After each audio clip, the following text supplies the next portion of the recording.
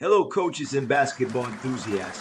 Welcome to the Coach Carvalho podcast, the podcast that dives into the world of basketball analytics and bold, game-changing training methods.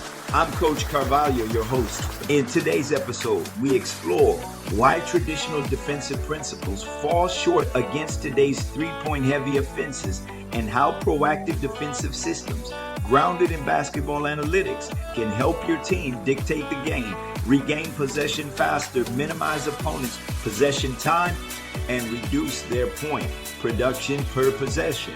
These strategies can make any team, regardless of talent level, more competitive. Throughout this episode, I'll share a unique blend of my theory, experience, and practical solutions that have helped teams take control of the game. If you're ready to rethink your approach to defense and learn how to truly dictate the terms on the court, let's get started. Basketball has always been a game of numbers, and for years, teams relied on conventional defensive rules that worked well in an era focused on attacking the rim. Defensive rotations, help side principles, and containment approaches were effective because offenses prioritized driving to the basket for high percentage shots. However, as the three-point shot emerged as the dominant offensive weapon, those traditional defensive systems and rules began to fall apart.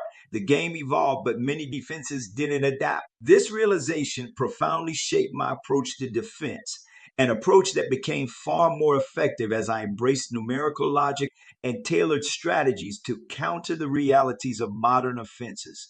Today's offenses thrive by taking advantage of predictable defensive habits. One of the most common examples is the driving kick, where a player penetrates the lane, drawing help defenders inside, then kicks the ball out to an open shooter on the perimeter. Teams with outstanding shooters like Alabama and Auburn repeatedly take advantage of this defensive weakness. By the time a defender rotates back to the perimeter, the shot is often already in the air. This predictable defensive pattern highlights the inefficiency of relying solely on conventional rotations to stop drives. In today's game, it's no longer enough to simply react to what the offense is doing. Defenses must destroy, disrupt, deny, and dictate the offense's moves to take control of the game. This is where I challenge every coach listening. How much time are your defenses allowing the offense to control possession because they're reacting instead of forcing the offense to play on your terms?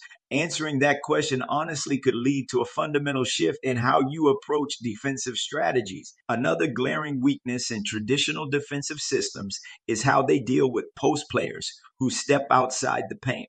Old school principles often taught defenders to stay close to the rim when their assignment moved out, assuming that post players pose no threat from outside the three-point line. However, modern offenses have turned this outdated concept into an advantage by using post players as facilitators. When these players step out, they create opportunities for ball movement and offensive flow, enabling their teams to swing the ball effectively and maintain possession. If a defense doesn't adapt to this, it loses the ability to dictate, allowing the offense to control the tempo and create high percentage opportunities. For a defense to truly take charge, it must aggressively deny key passes, reduce scores, offensive touches, disrupt offensive rhythm, and force the offense to play outside their comfort zone.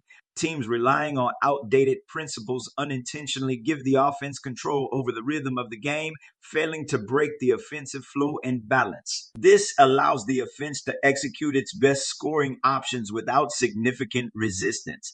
Ask yourself, how often are your defenses enabling the offense to swing the ball freely because of these outdated concepts? This is where the numbers reveal the truth. Those extra possessions, born from allowing offensive flow to go unchallenged, are often the difference between merely competing and actually winning. When viewed through the lens of numerical logic, an effective defensive system moves away from reactionary play and instead focuses on proactively eliminating the offense's top options.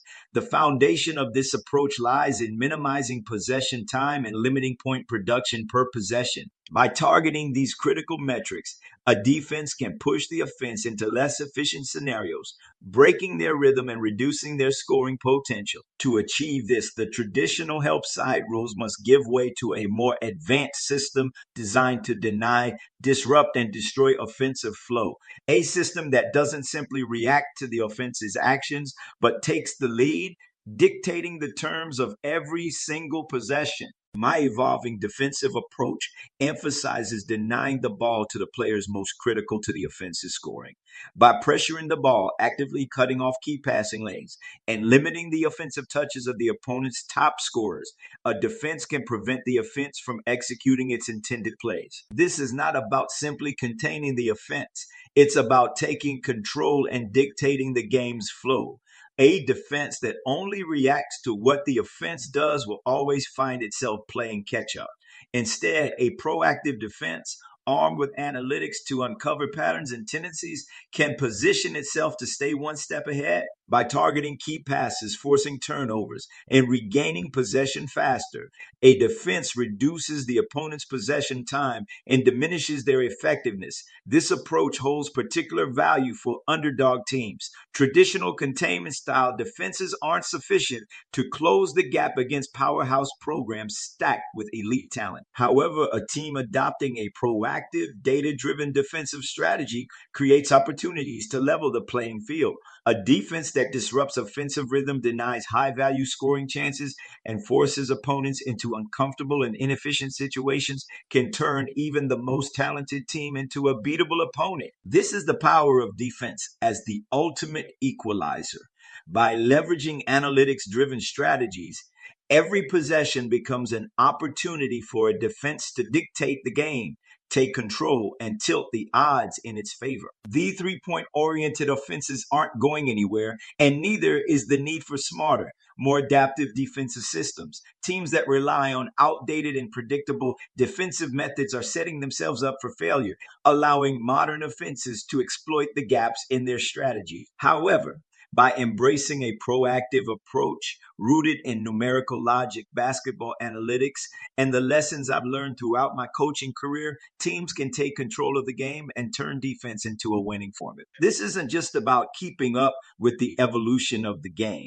It's about building a defensive system designed to win matches and championships in today's fast-paced, analytics-driven era. So what's the takeaway? Defense in today's game can't afford to be reactive. Teams must embrace the numerical logic of basketball and proactively disrupt offenses. By denying the ball to key players, pressuring passing lanes, and minimizing possession time and scoring efficiency, a defense can dictate the terms of every possession. This approach gives any team, regardless of talent level, a real chance to win. This isn't just a theory for me.